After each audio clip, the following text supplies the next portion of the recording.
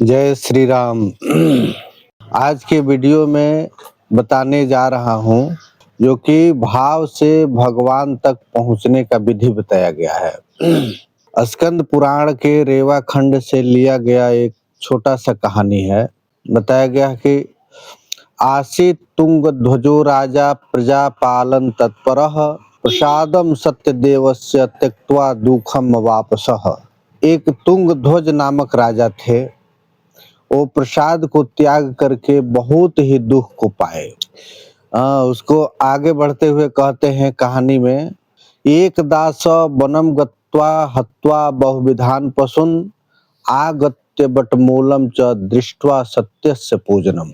वो तुंग ध्वज राजा एक समय की बात है कि वन में जाकर के बहुत से पशुओं को मारते हैं और एक वृक्ष के नीचे आकर के बैठते हैं। अब बैठने के बाद से उनको दिखाई देता है कि भगवान का पूजा हो रहा है।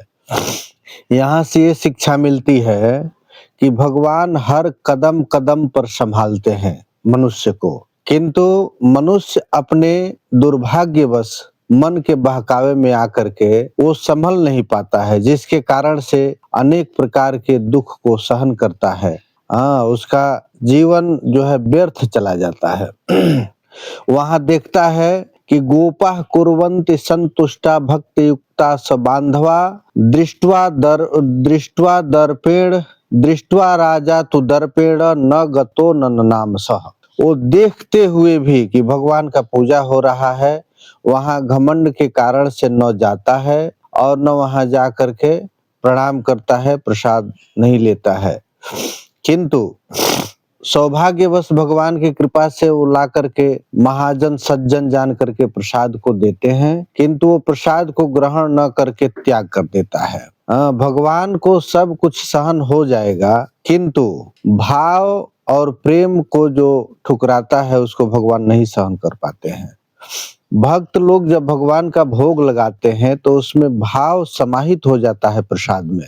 किसी को भाव को ठुकराने का मतलब है भगवान का असह्य अपमान। भगवान कुपित होकर के उसको दंड देते हैं, दुर्भाग्यवश दंड का भागी बन जाता है। तो जब प्रसाद का परित्याग कर देता है तो भगवान कुपित होकर के श्राप दे देते हैं उसको। तस्य नश्यन्ति तस्य पुत्र शतम नष्टम। उनका 100 पुत्र था। धन धान्यादिकम च जत। तस्य पुत्र शतम नष्टम धन धान्यादिकम च जत। सब कुछ विनाश हो जाता है। जब सब कुछ विनाश हो जाता है तब उनको बुद्धि खुलती है।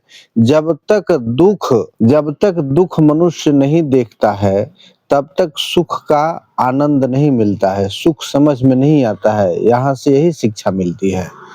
जब भगवान के प्रति विश्वास हो जाता है, उनका भाव जग जाता है, उसके बाद से प्रत्येक मास में जो है भगवान प्रत्येक